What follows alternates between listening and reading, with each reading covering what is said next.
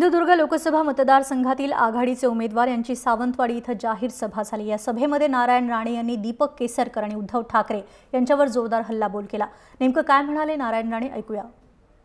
माझ्या वडिलांच्या पायाशी बसायची यांची लायकी नाही। अरे वा, अरे दीपक, मी स्मरणर लोकांच्या पायाशी नाही बस, नाही, आणि सोबतही नाही बस। सज्जन माणसं असतील, पवित्र काम करत असतील, देशहिताचं काम करत असतील, त्यांच्यासमोर नतमस्तक होतो मी। पण स्मरणर लोकांच्या पायाशी काय बाजूला पण नाही बस।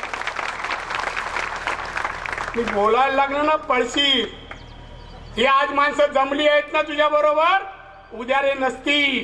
बंधू भगिनी मातानं सावंतवाडीच्या हे त्याचं षडयंत्र, हे नाटक नौटकी आहे ना, वैयक्तिक स्वार्थासाठी। शिवसेना बीजेपीची जाहीर सभा दाखवा। हा उद्धव ठाकरे आला काल परवाची।